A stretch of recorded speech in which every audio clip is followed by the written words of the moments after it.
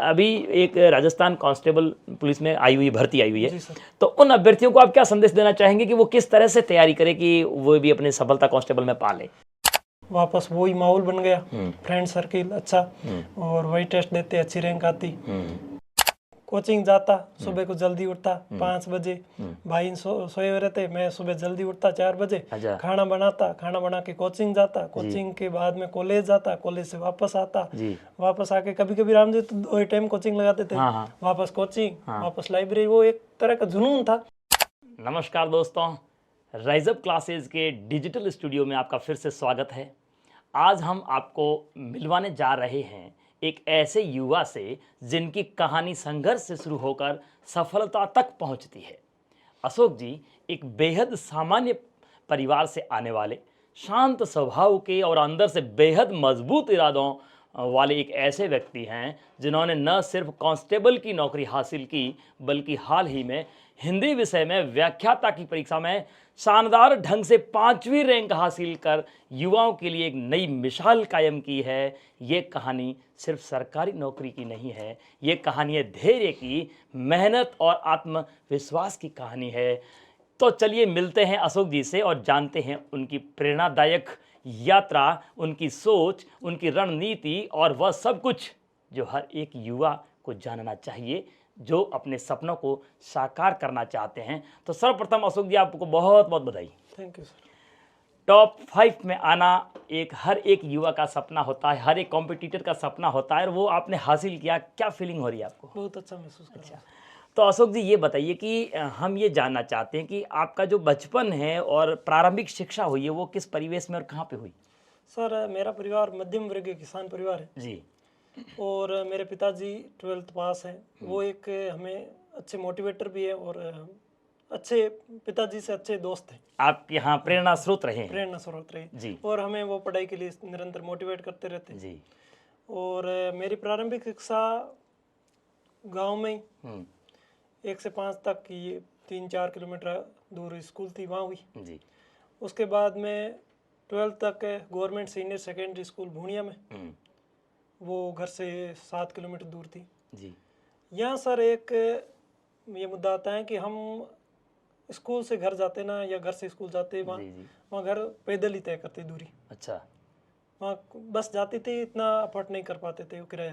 अच्छा, किराया नहीं दे पाते थे, उसमें सक्षम नहीं थे इतने? नहीं सक्षम थे। तो 7 किलोमीटर आप विद्यालय पैदल जाते थे और 7 किलोमीटर ही वापस पैदल आते थे? जी सर। तो ये 14 किलोमीटर का डेली रनअप आपका कंप्लीट होता था? जी सर। अच्छा। तो और भी साथी आस पड़ोस के उस बस में यात्रा करके जाते होंगे? वो साथी बस में जाते थे, कई हमारे उनको देख के मन कहीं विचलित नहीं होता था? विचलित भी होता था, कई हमारे जैसे साथी भी थे 2-4, वो हमारे साथ भी जाते थे। अच्छा, तो आपका एक ग्रुप बन जाता था? ग्रुप। तो स्कूलिंग जीवन में आपका ये बेहद अनमोल मोड़ था कि हमको पढ़ना तो है लेकिन आर्थिक तंगी को आपने हावी होने दिया नहीं, पैदल जाके पढ़ेंगे लेकिन पढ़ेंगे। बहुत बढ़िया आपका फैसला रहा। तो उसके बाद में आपने 12वीं तो वहाँ से कर ली, तो आप एक औसत विद्यार्थी रहे या प्रखर विद्यार्थी थे? नहीं सर, मैं औसत विद्यार्थी रहा। जी। 10th में सर 61% है और 12th में ठीक है 79% है। तो घर से जब विद्यालय आना, भाई बहन और कितने भाई बहन हो आप? सर बड़ी बहन है जी। उसके बाद में भैया है, वो सबसे छोटा मैं। सबसे छोटे आप हो? जी सर। तो 12वीं के बाद आपने आगे कॉलेज की एजुकेशन का निर्णय कैसे लिया और आगे पढ़ने का कहाँ निर्णय लिया कि मुझे कहाँ पढ़ना है? सर बड़ी बहन BSTC चल रही थी उनकी। जी। वो हमसे 2 क्लास आगे थी मेरे से। और भैया 1 क्लास आगे थे, वो बाड़मेर चले गए थे, BA कर रहे थे। जी। और मेरे ठीक % बढ़े तो हमारे प्रिंसिपल सर रामधन जी सर जी। उन्होंने कहा कि बच्चा पढ़ाई में अच्छा है, उसको जयपुर भेजो, RS की तैयारी कराओ। पिताजी ने कहा कि इतना हम अफोर्ड नहीं कर पाएंगे, तो भैया के साथ ही भेज देते हैं बाड़मेर, वहाँ BA कर लेगा, तैयारी करता रहेगा आगे। तो मैं भैया के पास आ गया बाड़मेर जी, और वहाँ से BA शुरू कर दी गवर्नमेंट PG कॉलेज बाड़मेर से जी, रेगुलर। तो बाद में भैया के साथ 5-7 महीने रहा। बाद में इतना खर्चे की प्रॉब्लम, आप तो किराए पे रहते थे दोनों? किराए पर, यहाँ विष्णु छात्रावास में रहते, वहाँ ज़्यादा किराया तो नहीं लगता था सर, फिर भी लेते थे खाने का और रहने का 500 रुपये रूम, लाइट बिल और 1200 रुपये खाने की। उसमें एक विद्यार्थी के लगभग 1700 रुपये, 1700 तो 3400 रुपये दोनों भाइयों का वहन करना काफ़ी मुश्किल था। मुश्किल था। फिर आखिर कैसे निर्णय लिया? तो घर में थोड़ा काम चल रहा था मकान का, तो पापा ने घर बुला लिया, मैं घर चला गया, वहाँ काम करवाया। तो वहाँ कारीगरों ने मेरी थोड़ी देखी कारीगरी, वहाँ काम करने का ढंग, तो उन्होंने वो कारीगरी छोड़ के वहाँ से गए ना, तब मेरे को भी साथ में बुला लिया कि भी तेरे को पढ़ना है, पैसे की तंगी है, तो हमारे साथ आजा, काम कर, हम पैसे देंगे, बाद में पढ़ने चला जाना। आपकी कला से वो प्रभावित हुए? प्रभावित हुए। तो मैं 3-4 महीने उनके साथ चला गया, वहाँ कुछ पैसा मिला तो लेके बाड़मेर आया, तो भैया का मेरा खर्चा चल रहा जाता था। तो मतलब आपने पढ़ाई करने के लिए उन कारीगरों के साथ में आपने कमठे भी काम किया जी सर। ताकि हमारी पढ़ाई बाधित ना हो। जी सर। मतलब आपका जज्बा तो शुरू से काफ़ी मजबूत रहा है। जी सर। उसके बाद में सर यहाँ छात्रावास में आ गया, वापस आ गया, बीए चल रही थी, तैयारी कर रहे थे साथ में। तो बाद में क्या कि हमारे यहाँ छात्रावास में हर महीने स्पेशल डाइट बनती है। अच्छा। जी सर। तो हमारे स्वर्गीय श्री रघुनाथ राम जी सर, वो हॉस्टल के संरक्षक हुआ करते थे। तो उन्होंने स्पेशल डाइट मैं बनाता था कभी कभी, तो उन्होंने मेरे को देख लिया। तो वो आप शौकिया तौर पे बनाते थे? हाँ शुरू में तो हाँ, वो रसोई थोड़ी बना कम जानते, तो मेरे को बुला लेते थे। तो उन्होंने एक बार देखा तो ये पाक कला में थोड़ा कुशल है, तो एक बार मेरे को बुला के कहा तो गए, रसोई अच्छा नहीं बनाते हैं, बच्चे शिकायत करते हैं, अशोक तुम बना ले खाना, तेरे को पैसे की जरूरत है, थोड़ा वो पारिवारिक रूप से थोड़ा जानते थे, तो तुम बनाना लग जा खाना, तेरे पढ़ाई साथ साथ हो जाएगी, इतना टाइम नहीं लगता है, खर्चा भी आ जाएगा। खर्चा भी आ जाएगा जी। तो मैंने वो काम शुरू कर दिया, 7 महीने वहाँ काम किया। उसके बाद में कांस्टेबल की वैकेंसी आई। अच्छा। 19 वाली। तो मेरे रूममेट ने कहा कि वो पहले ही कांस्टेबल की तैयारी कर रहा था, थोड़ा जानकार था, तो उन्होंने कहा कि शौक तुम भी तैयारी शुरू कर दे, साथ में ये भी काम करते रहने वाले। तो मैंने इस रसोई के साथ वो तैयारी भी शुरू करी, पढ़ाई भी जारी रखी और रसोई का काम भी जारी रखा जी। तो मैं वहाँ जाता, कोचिंग वापस आता, तो 15 दिन मैंने ये काम किया, तो दोनों को सेट नहीं हो पाया। तो सर से कहा कि सर मैं ये सेट नहीं कर पाऊंगा। तभी तक सिस्टर भी लग चुकी थी। सिस्टर ने फोन किया कि अब काम करने की जरूरत नहीं है, तो पढ़ाई कर, मैं तेरा खर्चा वहन कर लूंगी। तो एक मिनट में यहाँ रोकूंगा कि जैसे आप रसोईया का काम करते थे, जो खर्चा आप लाए, तो सिस्टर को भी आप उसमें से देते थे, भैया को भी देते थे? भैया को देते थे। सिस्टर का खर्चा तो पापा जी ने उठा लिया। अच्छा, पापा जी ने उठा लिया। उनकी BST पूरी हो गई, वो घर पर ही पढ़ती थी। सिस्टर हमारी बैकबोन रही है। हाँ, और अभी तक खर्चा दे रही। वो लगते ही उन्होंने कहा कि भाई रसोई का काम भैया छोड़ो और पढ़ाई करो। जी सर। फिर आपने उनकी बात मानी सर। फिर आगे कैसे पढ़ाई करी? उसके बाद में मैंने कांस्टेबल की तैयारी शुरू करी, और कांस्टेबल की 12-1 महीना कोचिंग चली, तैयारी अच्छी थी। बीच में कोरोना आ गया, एग्जाम हुआ, लेकिन फाइनल सिलेक्शन नहीं हुआ। और फाइनल सिलेक्शन नहीं हुआ तो बाद में रिटर्न में रह गए या फिजिकल में रहे? Final selection. अच्छा, फाइनल हुआ नहीं? फाइनल नहीं हुआ, फिजिकल हो गया था। तो बाद में क्या हुआ कि 2nd ग्रेड का रिजल्ट आया उसी समय, हिंदी का। तो हमारे हॉस्टल के पास ही गणेश जी कर रहते थे जी।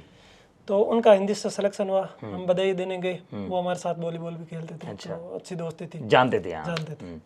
तो उनके पास गए, तो हमारे लिए तो ये 2nd ग्रेड एक बड़ी जॉब थी।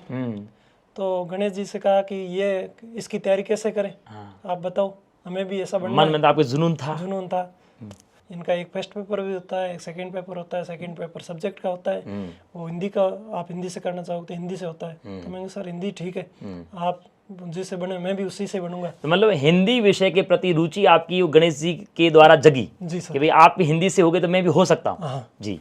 तो बाद में तभी तक मेरे BA हो चुकी थी, तो मैंने PTT का फॉर्म फिल किया, और ये कांस्टेबल वाली कोचिंग, ये अच्छी तैयारी थी, वो काम आ गई थी वहाँ। तो उसमें अच्छा स्कोर आ, बाड़मेर मिल गई कॉलेज। तो साथ में कोचिंग स्टार्ट कर दी, भास्कर जी, मुक्ति का मार्ग और मुक्ति के मार्ग से मुक्ति भी मिल गई। ठीक है। तो वहाँ से क्या था कि सर कोचिंग जाता, सुबह को जल्दी उठता 5 बजे, भाई सोए हुए रहते, मैं सुबह जल्दी उठता 4 बजे, खाना बना के कोचिंग जाता, कोचिंग के बाद में कॉलेज जाता, कॉलेज से वापस आता, वापस आके कभी कभी राम जी तो 2 टाइम कोचिंग लगाते थे। वापस कोचिंग, वापस लाइब्रेरी। वो एक तरह का जुनून था, लेकिन उसको सहन करके वो मतलब जल्दी उठना और इतना काम करके फिर कोचिंग जाना, इतना जल्दी उठ के खाना बना के फिर कोचिंग जाना और वापस आकर के वही बनाया हुआ खाना खाना, मतलब इसमें थकावट महसूस नहीं हुई कभी आपको? थकावट थोड़ा जुनून था वो राम जी का, इसलिए थकावट को हावी नहीं होने दिया? नहीं होने दिया सर। उसके बाद में सेकंड ग्रेड की तैयारी की, अच्छी तैयारी की और राम जी से मुलाकात होती रहती, टेस्ट में अच्छे अंक आते रहते। बाद में पेपर दिया, वो पेपर आउट हो गया था, वो उदयपुर बस पकड़ी गई थी उससे, वो पेपर आउट हो गया, पेपर रद्द हो गया था जी। बाद में थर्ड ग्रेड की मेरे को 2 महीना 40 दिन टाइम मिला था। मैं थर्ड ग्रेड की तैयारी की, थर्ड ग्रेड में 2 गुणों में हुआ, फाइनल सिलेक्शन नहीं हुआ। मतलब एक बार कांस्टेबल से चूक गए, फिर सेकंड ग्रेड में पेपर आउट होने से वो रह गया, थर्ड ग्रेड में भी आप चूक गए? जी सर। लगातार असफलता मिलती जा रही है, हौसला कभी गिरा नहीं? हौसला गिरा था सर, सिस्टर मोटिवेट करती रहती थी, पिताजी मेरे को मोटिवेट करते रहे। पिताजी मेरे एक अच्छे फ्रेंड की तरह थे, शाम को डेली कॉल करते हैं, अच्छा, पूछते हैं समाचार, आज क्या पढ़ा, फीडबैक लेते थे। जी सर। अच्छा, तो फिर आपने तृतीय श्रेणी में असफल हो गए, उसके बाद में आपका क्या निर्णय रहा? उसके बाद में सर सेकंड ग्रेड का वो पेपर रद्द हो गया, तो दोबारा एग्जाम था 1 महीने से, तो सर ने बुलाया हमें, असफल हुए वो सेकंड ग्रेड की सभी अभ्यर्थियों को। सर ने कहा कि अब तैयारी शुरू करो, 1 महीने से एग्जाम है। तो हमने वापस तैयारी शुरू की और तैयारी भी अच्छे लेवल की थी। तो वहाँ एग्जाम हॉल में गए, थोड़ा स्ट्रेस ले लिया। तो हमारे क्या है, गाँव में सभी सरकारी जॉब में लगभग सरकारी टीचर है, तो सभी साथ वाले लगे, थोड़ा स्ट्रेस ले लिया, तो पेपर को सही तरीके से हैंडल नहीं कर पाए।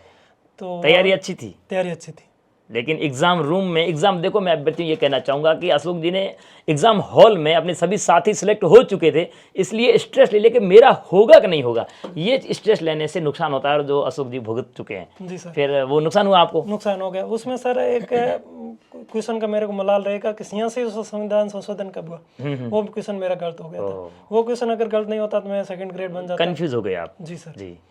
वो क्या 2002 है या 2003, उसमें कंफ्यूज हो गया। अच्छा, वो मैं सेकंड ग्रेड से 5.50 से रह गया, केवल 0.50 से रह गया? 0.50 से रह गया। अच्छा, नजदीक पहुंच के रह गए? नजदीक पहुंच जी। फिर वेटिंग में था। उसके बाद में भैया को भेज दिया मुक्ति का मार्ग, मैं तू जा वहाँ पढ़ाई शुरू कर। दोनों वहन नहीं कर पाएंगे खर्चा? दोनों वहन नहीं कर पाएंगे, मैं रूम पे ही रहता हूँ, वहाँ पढ़ाई करता हूँ, क्योंकि मेरे कोचिंग की हुई है, हिंदी का सिलेबस लगभग सेम ही है, मैं यहाँ पढ़ के बैठ के पढ़ाई कर लूंगा और तुम वहाँ चले जा। तो सर ने एक बार भैया से पूछा कि अशोक का है, अशोक नहीं आ रहा है, दिख नहीं रहा है। तो सर ने कहा, भैया ने कहा कि अशोक तो रूम पे बैठ के पढ़ाई कर रहा है, तो अशोक को बुलाओ, वहाँ अकेला तनाव लेगा और यहाँ कोचिंग में अच्छा माहौल बनेगा, ये पढ़ाई करेगा, टेस्ट देगा।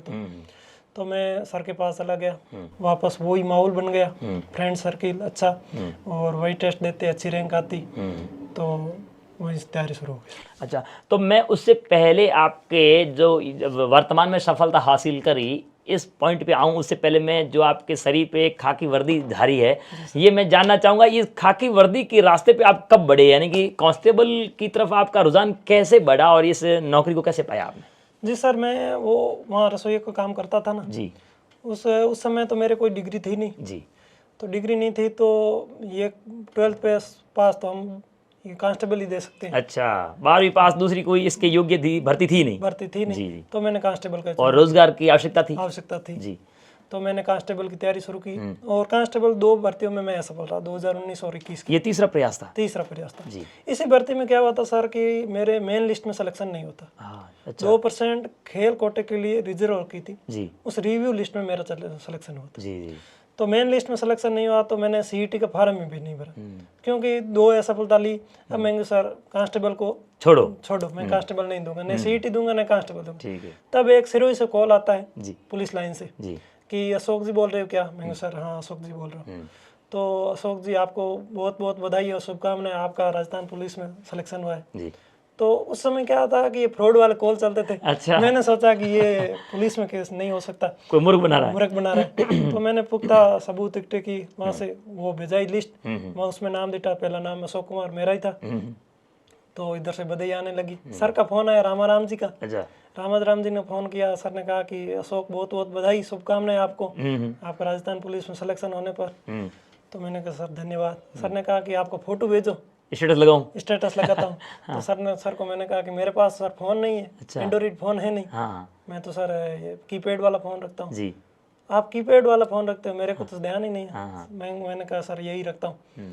तो सर को भैया के फोन से फोटो भिजवाया और एक रोचक घटना ये हुई, तो सर मैं डीवी करवाने गया था ना वहाँ। जी जी। वहाँ सर क्या हुआ था, एक एक कांस्टेबल की डीवी कराने गए तब? जी सर। जी। वहाँ मेरा पहला नंबर ही था, हम्म। तो डीवी का पहला नंबर मेरा था। मेरे को बुलाया कि अशोक जी आओ इधर। तो मेरे को कहा कि हॉटस्पॉट जोड़ो। जी। मैंने कहा सर मेरे पास तो ये कीपैड वाला फोन है, मैं हॉटस्पॉट कैसे जोड़ूं? तो वहाँ सभी मेरे को हंसने लगे। अच्छा। कि इतनी नौकरी लगे, जॉब में लगे, तो आपके पास फोन ही नहीं है। जी, इस मॉडर्न जमाने में एंड्रॉइड फोन ही नहीं है। हाँ। नहीं सर। ऐसा कहा तो मैंने कहा सर फोन तो नहीं, अब लेंगे, नौकरी लगे हैं। अच्छा, ये मतलब ये कहना चाहते हैं कि बेहद सामान्य तरीके से रह करके पढ़ाई करी, एंड्रॉयड फ़ोन के चक्कर में नहीं पड़े, केवल ध्यान पढ़ाई की तरफ दिया। और एक जिस प्रकार से अर्जुन को मछली की आंख दिख रही थी, वैसे ही अशोक जी को अपनी सफलता लक्ष्य ही दिख रहा था। तो आपने बहुत अच्छा कंट्रोल किया अपने में। अब मैं ये कहना चाहूँगा कि अभी एक राजस्थान कांस्टेबल पुलिस में आई हुई भर्ती आई हुई है, तो उन अभ्यर्थियों को आप क्या संदेश देना चाहेंगे कि वो किस तरह से तैयारी करें कि वो भी अपनी सफलता कांस्टेबल में पा ले? राजस्थान पुलिस ऐसी वैकेंसी है कि वहाँ धैर्य की जरूरत है। जी जी। वहाँ कोई विस्तृत सिलेबस है नहीं जी। वहाँ धैर्य धारण किया हुआ वो व्यक्ति पार हो जाता है। अच्छा। अब सरकार विचार कर रही है कि विस्तृत सिलेबस जारी करेंगे। अगर विस्तृत सिलेबस जारी होता है तो अभ्यर्थियों के लिए वर्तमान में जो ये सिलेबस है उसमें मेजर किस पोर्शन पे ध्यान दिया जाए ताकि उसकी सिलेक्शन के परसेंटेज बढ़ जाए? जैसे रीजनिंग है या तर्क शक्ति है या दूसरा कोई सब्जेक्ट जिस पे ज़्यादा ध्यान देना जरूरी है? यह रीजनिंग है जी। रीजनिंग और तर्क शक्ति। जी जी। रीजनिंग के लिए सर मैंने तो RS माथुरिया की किताब पढ़ी, जी। और तर्क शक्ति के लिए पोर्शन वो क्वेश्चन भी अच्छे आते हैं, अच्छे लेवल के। तो एक US शेखावत कर की किताब आती है, तो उसमें से मैंने वो तर्क शक्ति वाले क्वेश्चन पढ़े थे। तो अशोक जी आपकी ट्रेनिंग अभी चल रही है? जी सर। कहाँ से चल रही है? झालावाड़, PTS झालावाड़। आप ट्रेनिंग में ऐसा कोई अनुभव सुनाएं या फिर ऐसी कोई बात सुनाएं जो आपको प्रेरित करती हो, या फिर एक विशेष अनुभव सुनाएं कि कैसा फीलिंग हो रहा है आपको?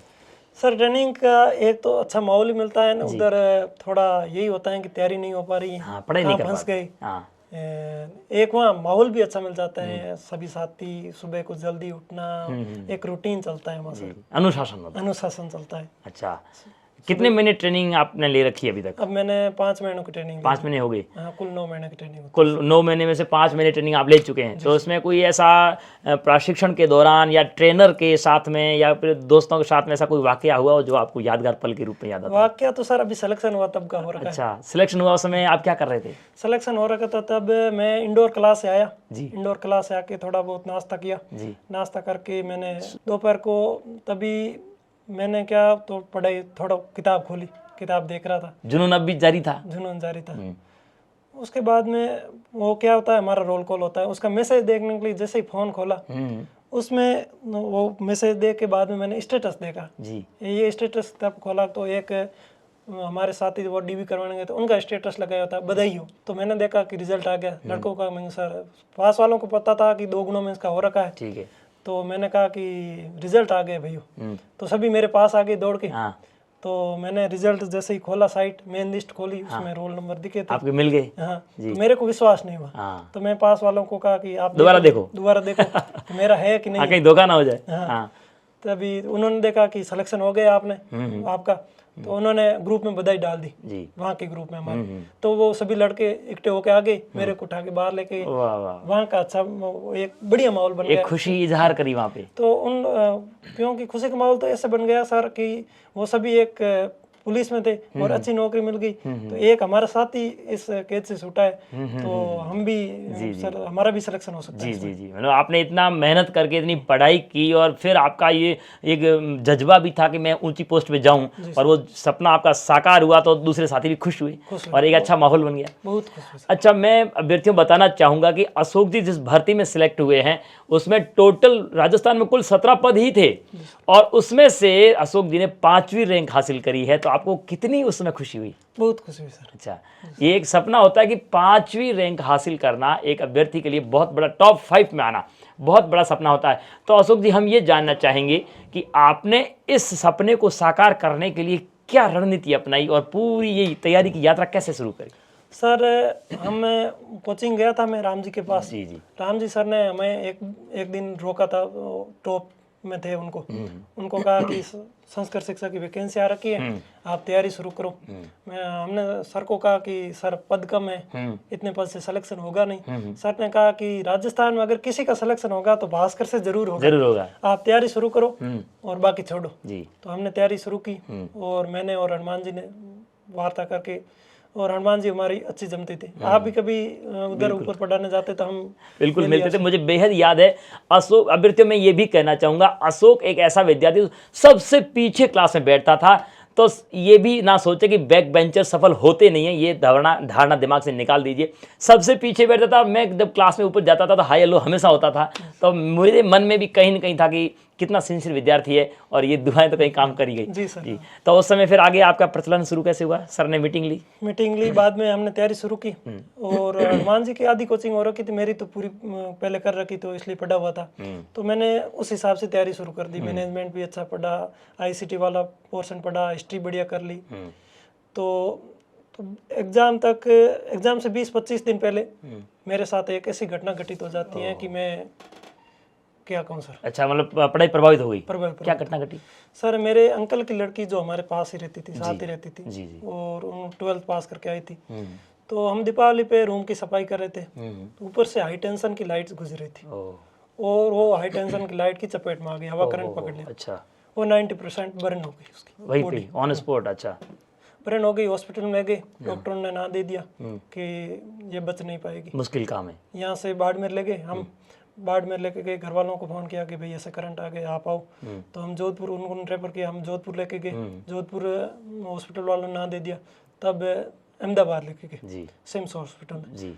वहाँ भी डॉक्टर ने कहा कि बचने की संभावना 10% है और बाकी ईश्वर पे है। और 4 महीने हॉस्पिटल में एडमिट रही जी, और बच्चे अब सकुशल है सर। तो मतलब कि एग्जाम ठीक 25 दिन बाद आपके एग्जाम थे और बहन के साथ ये ट्रेजेडी हो गई, आपको साथ हॉस्पिटल जाना पड़ा जी सर। और वहाँ पे कितने दिन आप पास में रहे? पास में मैं सर 20 दिन रहा, बाद में एग्जाम था। जब वापस आए तो कितने दिन एग्जाम में बचे थे? 7 दिन बचे थे। तो आपको तनाव तो भयंकर था, वहाँ उसकी टेंशन क्या होगा सर, हमारे पास ही रहती थी, घर वाले क्या सोचेंगे, ये साथ लेके आ गए, ऐसा हो गया। आप मोटिवेट करके उसको लाए कि भाई भेजो, हम पढ़ाएंगे, और यहाँ ये ट्रेजेडी हो जाती है तो आपके मन में ये रहा होगा कि घर वाले सोचेंगे कि यार कहाँ लेकर चला गया। तो अब आप वापस आए और आपके पास सप्ताह भर का समय बचा जी सर। पूरे जीवन जो आपने तैयारी की वो उसमें काफ़ी प्रभावित हो चुकी थी, फिर उस समय आपने खुद को कैसे संभाल के रखा? वापस आए, वो रूम का मंजर देखा, वहाँ सभी लाइट जली हुई थी, धुआं ही धुआं। तो वापस आके वो दूसरा रूम लिया, 2-3 दिन रूम खोजने में लग गए। रूम लेके बाद राम जी के सर के पास गए, सर ने कहा कि घटना तो हो गई, अब क्या कर सकते हैं, ईश्वर से दुआ करते हैं कि बहन जल्दी से कुशल लौटे।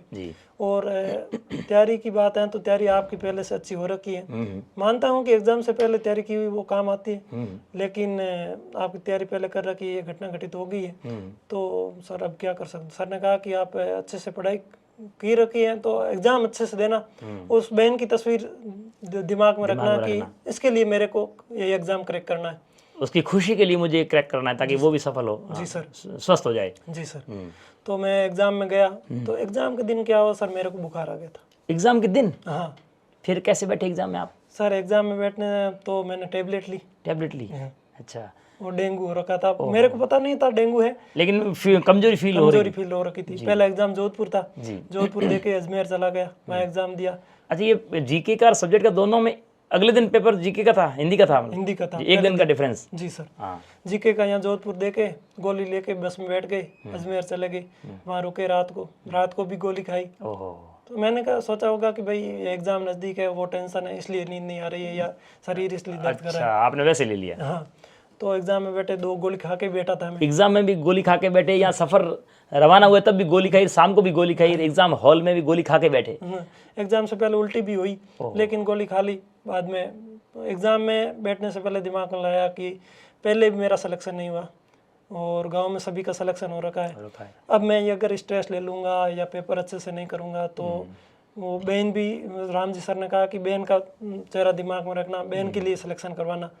तो मैंने कहा कुछ करके ही दिखाना है, करके दिखाना। वो धीरे से पेपर सही तरीके से अटेंड किया।